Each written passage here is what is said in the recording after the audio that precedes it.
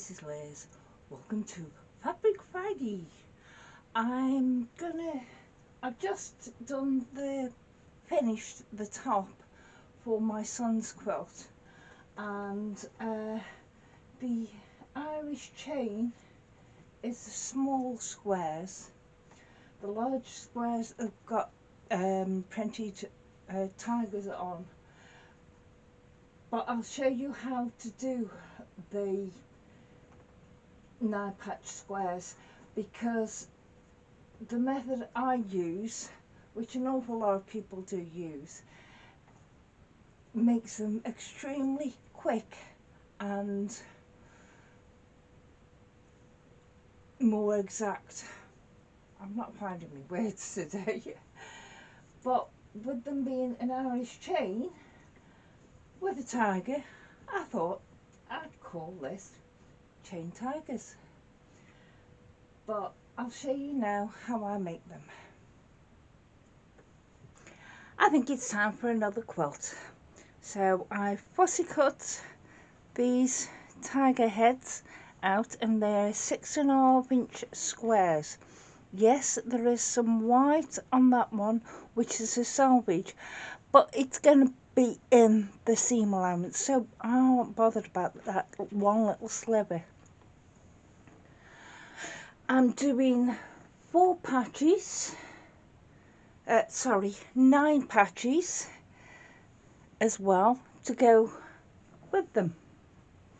So let's just quickly show you what they look like, because this quilt is going to be for my son, and he doesn't like colours at all. He prefers dark. So this is what I'm doing, but that's how it's going to go together. What to make, obviously I don't have to make these, I just fussy cut them out. To make these 9 patches, a lot of them, it's better to actually do them as a strip set. So I cut 2.5 inches strips. This is for the middle square there, and that will have a black on either side, and as you see from the one I've done, I've pressed the seams in towards that. And for every one like this, you will do, move them, 2 that are going to have the stars on one, black in the middle, and the star chart. Well, you can tell from there, black. And the star chart, where are you? There. And the seams on these, you can see, are pressed towards the pattern fabric. All the time they're pressed towards the pattern fabric. So it's just sew them in long strips all the way down, and then press them, and I'll show you how you cut them up. Once you've sewn them together, what I do, because this is my longest surface and I made this a few years ago, it's a long ironing board, and I can put my strip along it and press it flat, and because I know it's straight under here with the padding on it and everything, it might not be too straight, but that's going to get it very, very straight. So I iron on that,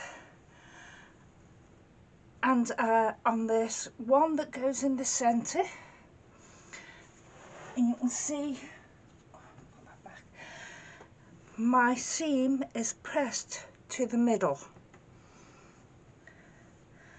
put it down on one of your lines. Then these other two, which will be the outside of the 9 patch, press it exactly the same, apart from the seam allowance I pressed out on these, which will be the outside, and I just stagger them. Line it up on your mat.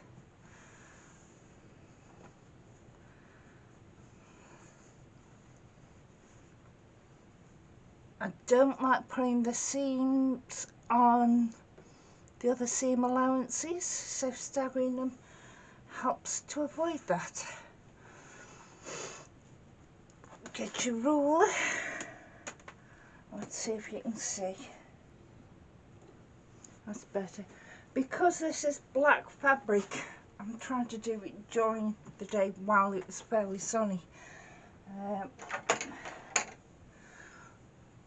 Right, your lines that go across, this is 24-inch ruler by 6 inches, but your lines that go across, try and line them up with your seams,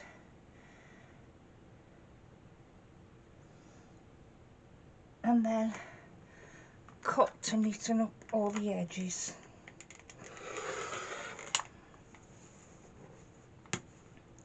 Didn't go all the way through. That's it. There you are. And then I would normally go round the other side, but my tripod is there, so I'm doing the 2 ruler method, which is basically you put one ruler down on the 2.5-inch mark, because I'm doing these at 2.5-inch squares, same as they were 2.5-inch strips.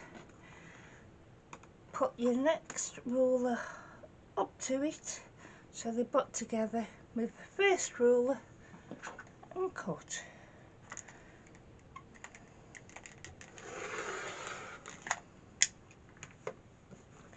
And as you can see, we've got 3 cut with 1 pass. So I'll carry on cutting these out. I'll show you this 2 ruler method again, which is find your 2.5-inch mark and put it on the edge. Trying also to line up your seams, put your other longer ruler up to it, slide that out of the way and cut. And it's gone through this time.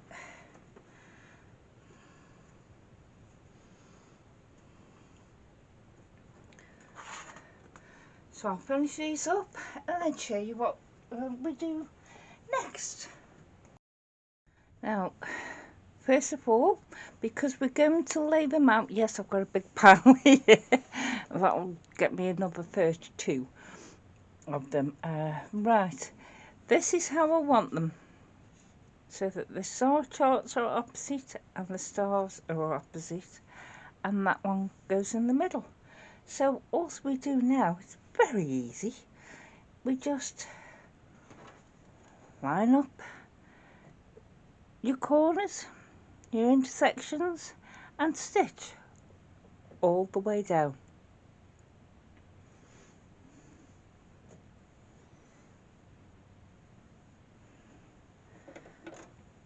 Right. If I do the first one, you'll see. Now you can pin your intersections to make sure that they line up, but because you pressed your seams in opposite directions, they nest together really well. So I just started off, and you can feel that they are still nesting together.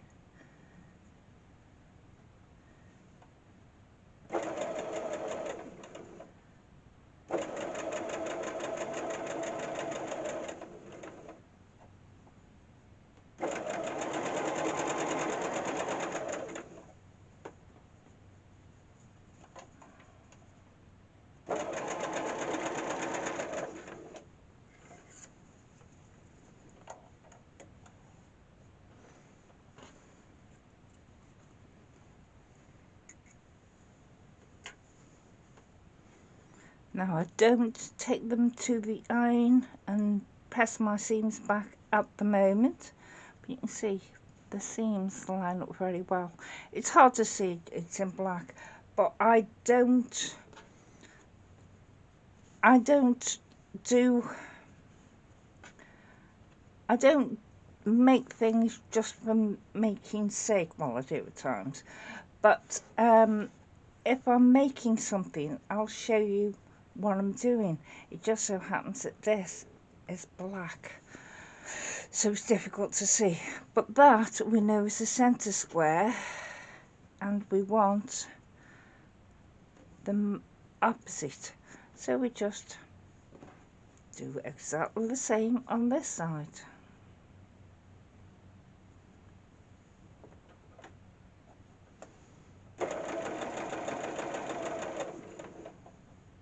I do like using a leader because it stops your machine from gagging.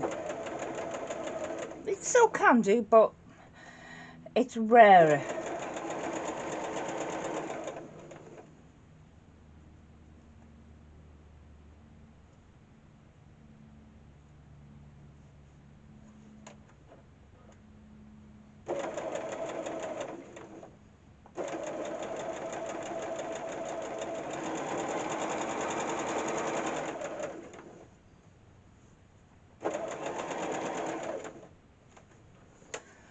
And I'm not using my usual white thread because this is dark or black, so I'm using black thread. But that's now how it is, and I press my seams towards the middle. So that's how I do it, and I've made, oh, I can't think how many. There's 1, 2, there's 9, 4. It's about 50, something like that, on this quilt top, and I want to make the quilt totally reversible, so I'm going to do design and do a pattern for the back. I think it might be Drunkard's Path. We'll see. But thank you. Bye.